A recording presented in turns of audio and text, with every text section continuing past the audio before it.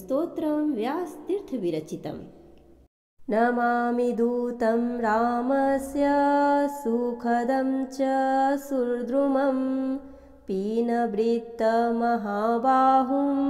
सर्वशत्रुनिबर्हरणं नानारत्नसमायुक्तकुण्डलादिविभूषितं सर्वदाभीष्टदातारं सतां वै दृढमाहवे वासिनं चक्रतीर्थस्य दक्षिणस्थगिरौ सदा तुङ्गाम्भोधितरङ्गस्य वातेन परिशोभिते नानादेशागतैः सद्भिः सेव्यमानं नृपोत्तमैः धूपदीपादिनैवेद्यैः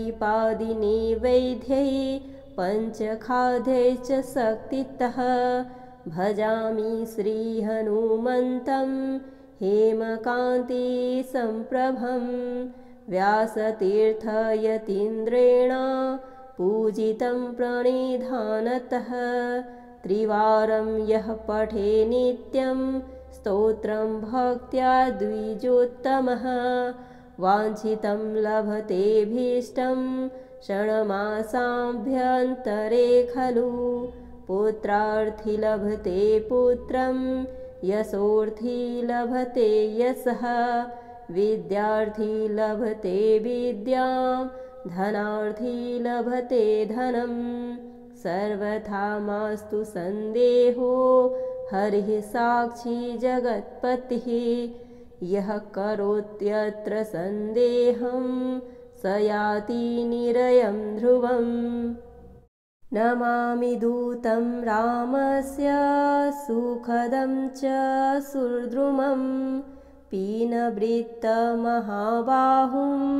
सर्वशत्रुनिबर्हरणं नानारत्नसमायुक्तकुण्डलादिविभूषितं सर्वदाभीष्टदातारं सतां वै दृढमाहवे वासिनं चक्रतीर्थस्य दक्षिणस्थगिरौ सदा तुङ्गाम्भोधितरङ्गस्य वातेन परिशोभिते नानादेशागतैः सद्भिः सेव्यमानं नृपोत्तमैः धूपदीपादिनैवेद्यैः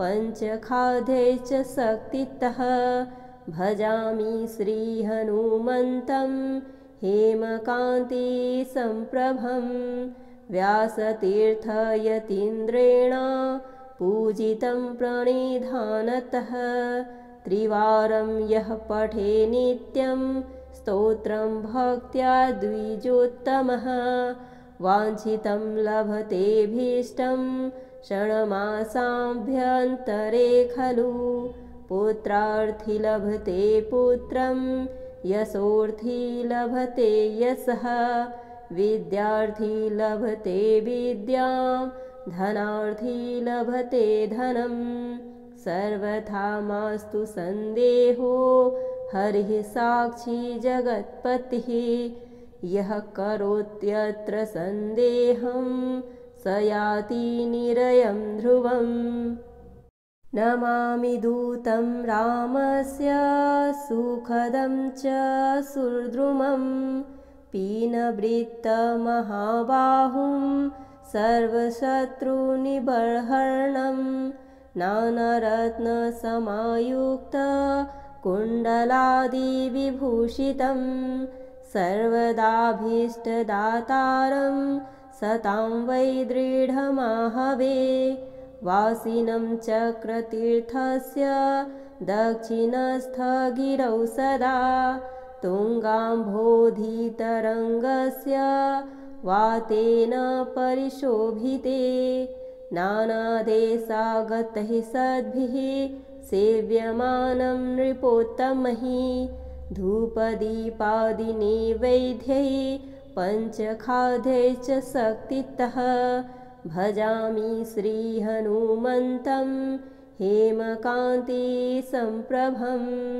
व्यासतीर्थयतीन्द्रेण पूजितं प्रणिधानतः त्रिवारं यः पठे नित्यं स्तोत्रं भक्त्या द्विजोत्तमः वाञ्छितं लभतेऽभीष्टं क्षणमासाभ्यन्तरे खलु पुत्रार्थी लभते पुत्रं यशोर्थी लभते यशः विद्यार्थी लभते विद्यां धनार्थी लभते धनं सर्वथा मास्तु सन्देहो हरिः साक्षी जगत्पतिः यः करोत्यत्र सन्देहं स याति निरयं ध्रुवम् नमामि दूतं रामस्य सुखदं च सुहृद्रुमं पीनवृत्तमहाबाहुं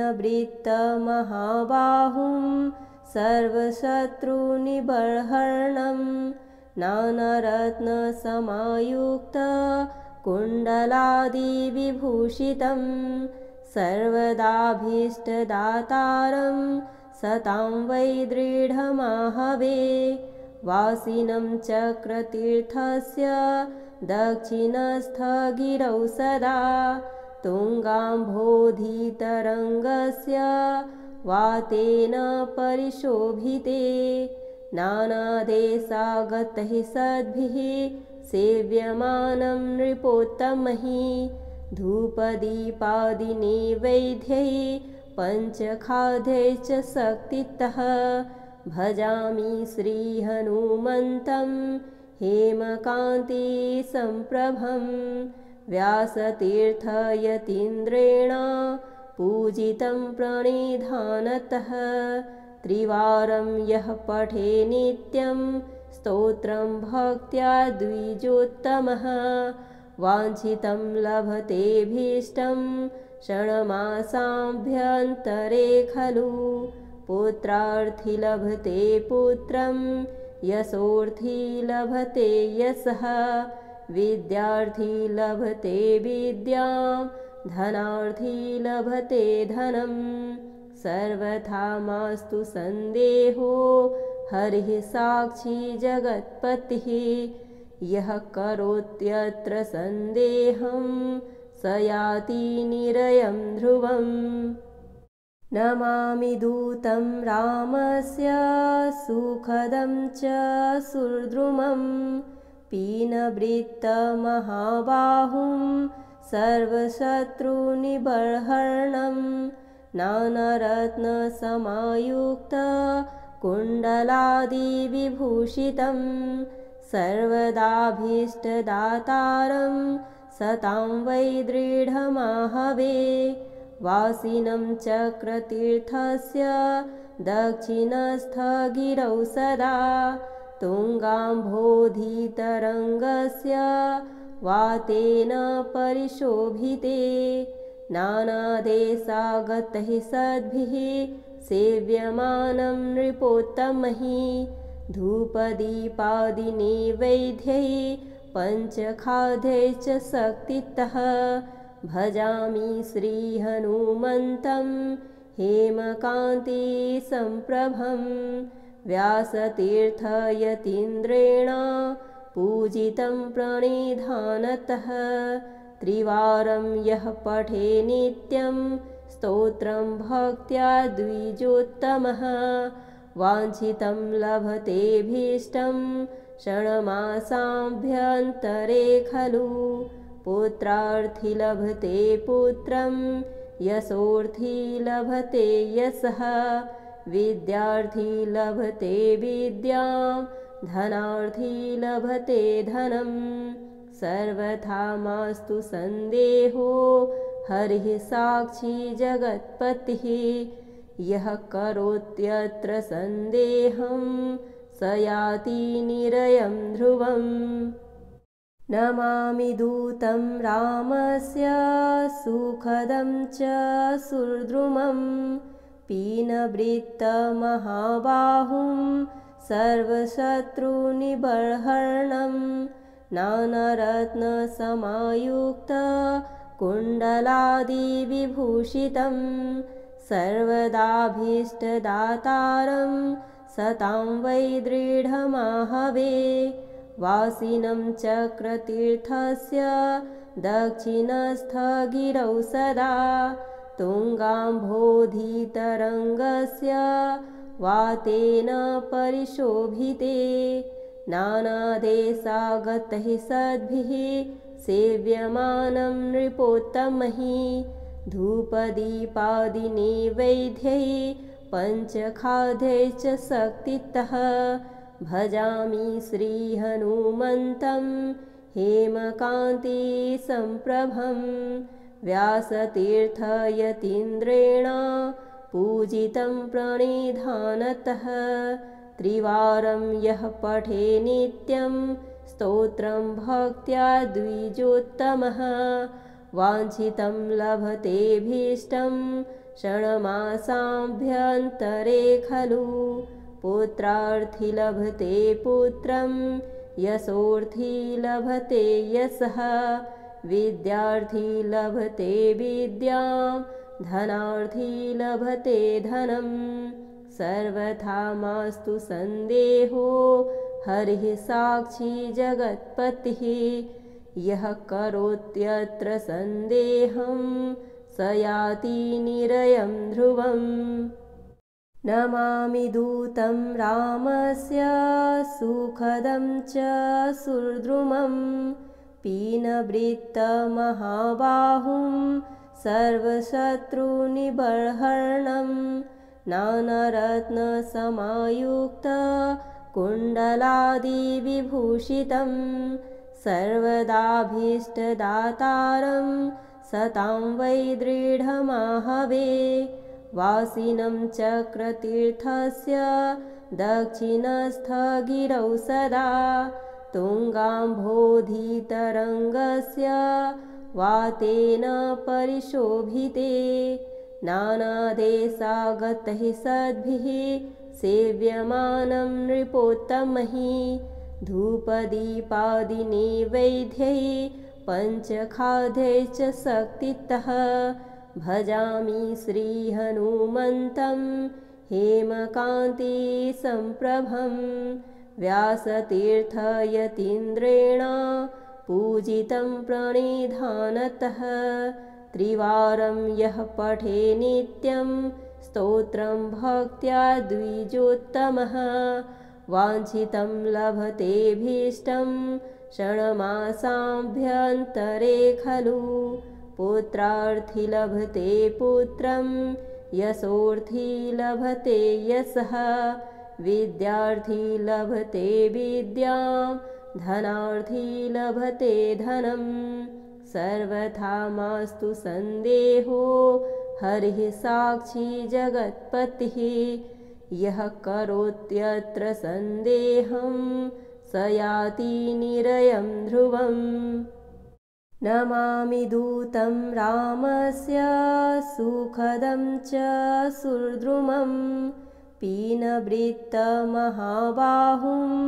सर्वशत्रुनिबर्हरणं नानारत्नसमायुक्तकुण्डलादिविभूषितं सर्वदाभीष्टदातारं सतां वै दृढमाहवे वासिनं चक्रतीर्थस्य दक्षिणस्थगिरौ सदा तुङ्गाम्भोधितरङ्गस्य वातेन परिशोभिते नानादेशागतैः सद्भिः सेव्यमानं नृपोत्तमैः धूपदीपादिनैवेद्यैः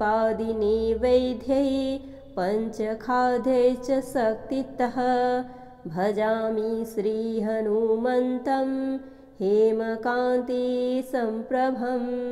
व्यासतीर्थयतीन्द्रेण पूजितं प्रणिधानतः त्रिवारं यः पठे नित्यं स्तोत्रं भक्त्या द्विजोत्तमः वाञ्छितं लभतेऽभीष्टं षण्मासाभ्यन्तरे खलु पुत्रार्थी लभते पुत्रं यशोर्थी लभते यशः विद्यार्थी लभते विद्यां धनार्थी लभते धनं सर्वथा मास्तु सन्देहो हरिः साक्षी जगत्पतिः।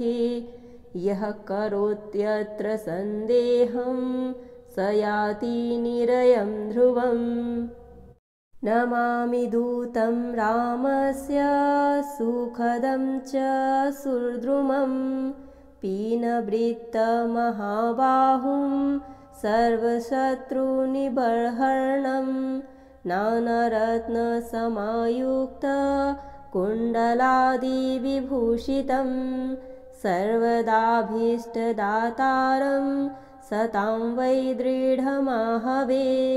वासिनं चक्रतीर्थस्य दक्षिणस्थगिरौ सदा। तुङ्गाम्भोधितरङ्गस्य वातेन परिशोभिते। नानादेशागतैः सद्भिः सेव्यमानं नृपोत्तमैः। धूपदीपादिनैवेद्यैः पञ्चखाद्यैश्च शक्तितः। भजामि श्रीहनुमन्तं हेमकान्तिसम्प्रभं। व्यासतीर्थयतीन्द्रेण पूजितं प्रणिधानतः। त्रिवारं यः पठे नित्यं स्तोत्रं भक्त्या द्विजोत्तमः। वाञ्छितं लभतेऽभीष्टं षण्मासाभ्यन्तरे खलु। पुत्रार्थी लभते पुत्रं यशोर्थी लभते यशः। विद्यार्थी लभते विद्यां धनार्थी लभते धनं। सर्वथा मास्तु सन्देहो हरिः साक्षी जगत्पतिः। यः करोत्यत्र सन्देहं स याति निरयं ध्रुवम्। नमामि दूतं रामस्य सुखदं च सुहृद्रुमं। पीनवृत्तमहाबाहुं सर्वशत्रुनिबर्हरणं। नानारत्नसमायुक्तकुण्डलादिविभूषितं। सर्वदाभीष्टदातारं सतां वै दृढमाहवे। वासिनं चक्रतीर्थस्य दक्षिणस्थगिरौ सदा। तुङ्गाम्भोधितरङ्गस्य वातेन परिशोभिते। नानादेशागतैः सद्भिः सेव्यमानं नृपोत्तमैः। धूपदीपादिनैवेद्यैः पञ्चखाद्यैश्च शक्तितः। भजामि श्रीहनुमन्तं हेमकान्तिसम्प्रभं। व्यासतीर्थयतीन्द्रेण पूजितं प्रणिधानतः। त्रिवारं यः पठे नित्यं स्तोत्रं भक्त्या द्विजोत्तमः। वाञ्छितं लभतेऽभीष्टं षण्मासाभ्यन्तरे खलु। पुत्रार्थी लभते पुत्रं यशोर्थी लभते यशः।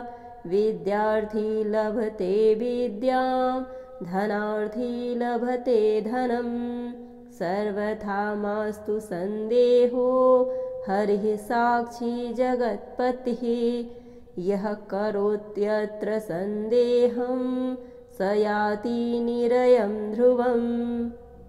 नमामि दूतं रामस्य सुखदं च सुहृद्रुमं। पीनवृत्तमहाबाहुं सर्वशत्रुनिबर्हरणं। नानारत्नसमायुक्तकुण्डलादिविभूषितं। सर्वदाभीष्टदातारं सतां वै दृढमाहवे। वासिनं चक्रतीर्थस्य दक्षिणस्थगिरौ सदा। तुङ्गाम्भोधितरङ्गस्य वातेन परिशोभिते। नानादेशागतैः सद्भिः सेव्यमानं नृपोत्तमैः। धूपदीपादिनैवेद्यैः पञ्चखाद्यैश्च शक्तितः।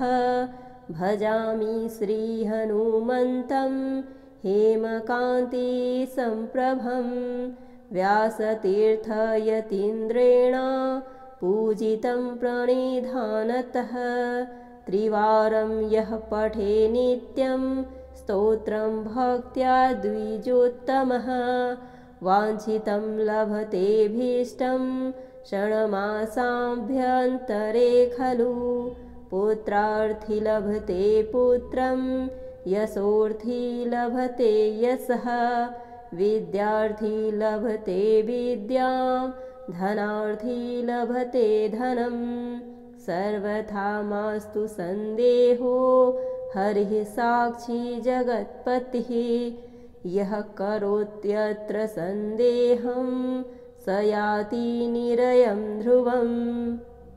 इति श्री व्यासतीर्थविरचितं हनुमत्स्तोत्रं सम्पूर्णम्।